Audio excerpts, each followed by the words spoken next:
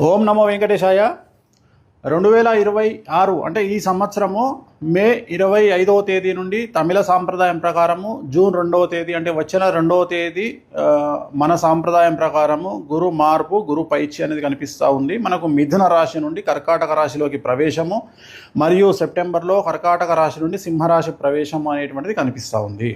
So దీనికి సంబంధించి గురువు అతిచారంలోకి వెళ్తూ ఉన్నాడు. గత వీడియోలో నేను చెప్పినట్టుగా పెను సంచలనాలు నమోదయ్యేటువంటి అవకాశాలు కనిపిస్తున్నాయి అని చెప్పడం జరిగింది. దాని ప్రకారమే గత 5 రాష్ట్రాల ఎన్నికలను కనుక గమనించినట్లయితే బెంగాల్ మరియు తమిళనాడు కాంట్రవర్సీస్ మనం చూస్తూ ఉన్నాము. సో విజయ్ జాతకరీత్యా అలాగే విజయ్ త్రిష కాంబినేషన్ కనుక తీసుకున్నట్లయితే వాళ్ళ కాంబినేషన్ ఏకనాడి కాంబినేషన్ అయ్యింది. కాబట్టి ఒకవేళ త్రిష లేకుండా ఉంటే విజయ్ యొక్క రిజల్ట్ వేరే రకంగా ఉండేది. బట్ విజయ్ జాతకరీత్యా కనుక గమనించినట్లయితే తమిళనాడు రాష్ట్ర జాతకరీత్యా గమనించినట్లయితే ఒకవేళ విజయ్ సీఎం అయినప్పటికీ కూడా ఖచ్చితంగా తమిళనాడులో మళ్ళీ ఎలక్షన్లు వచ్చేటువంటి అవకాశాలు 100కి 1000% కనిపిస్తూ ఉన్నాయి.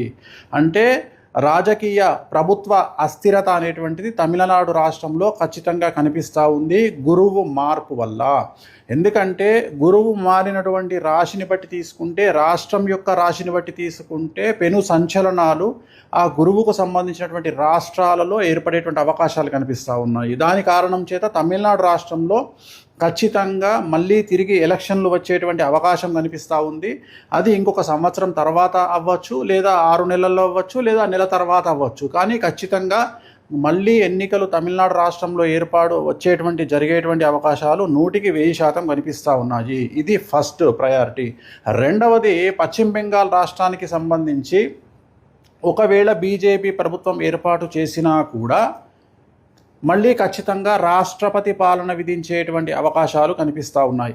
ఇక మీదట మమతా బెనర్జీ జాతకంలో తిరిగి ఎన్నికలలో పోటీ చేసి మళ్ళీ ముఖ్యమంత్రి అయ్యేటువంటి యోగము మమతా బెనర్జీ జాతకంలో కనిపించడం లేదు.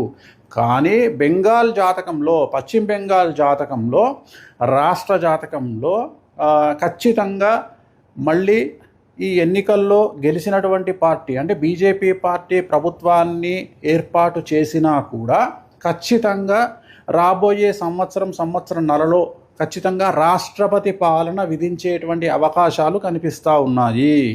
కారణము బెంగాల్ రాష్ట్రానికి సంబంధించినటువంటి పశ్చిమ బెంగాల్ రాష్ట్రానికి సంబంధించిన జాతకం పరంగా రాబోయే సంవత్సరంన్నర పాటు మమతా బెనర్జీ జాతకంలో 2027 సెప్టెంబర్ వరకు అష్టమ శని నడుస్తూ ఉంది.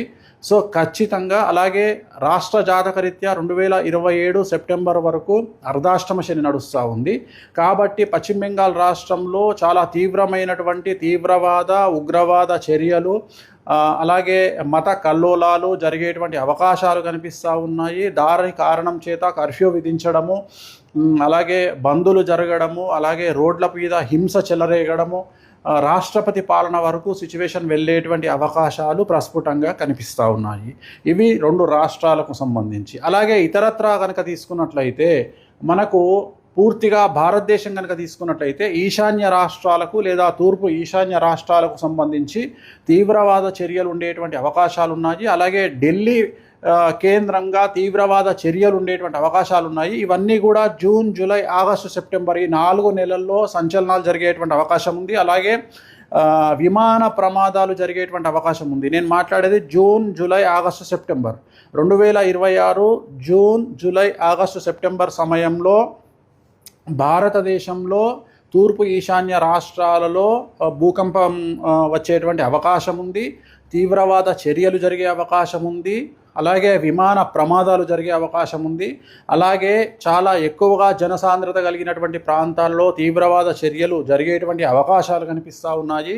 అలాగే ఈ 4 నెలల్లో 2026 జూన్, జూలై, ఆగస్టు, సెప్టెంబర్ సమయంలో విమాన ప్రమాదాలు జరగడము, ప్రముఖ వ్యక్తి విమాన ప్రమాదంలో చనిపోవడము, లేదా ఈ 4 నెలల్లో ప్రముఖ వ్యక్తి, అది సెలబ్రిటీ, రాజకీయాలు అవ్వచ్చు, సినిమా అవ్వచ్చు, ఇంకోటి అవ్వచ్చు, కాంట్రవర్షియల్ డెత్ ఉండేటువంటి అవకాశాలు ఉన్నాయి.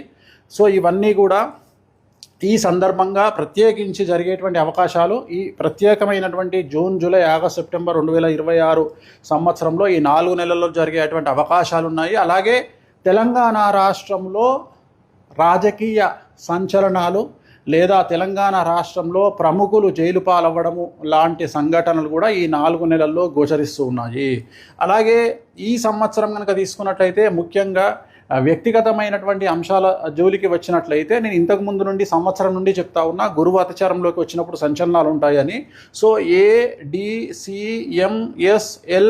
అనేటువంటి లెటర్లతో ఉండేటువంటి వాళ్లకు సమస్యలు ఉండబోతా ఉన్నాయి, ఇంక్లూడింగ్ T. సో ఈ లెటర్లతో ఉండేటువంటి వ్యక్తిగతమైనటువంటి జాతకులకు, అలాగే సింహరాశి, మీనరాశి, మేషరాశి, కుంభరాశి వాళ్లకు విపరీతమైన సమస్యలు ఉండబోతున్నాయి.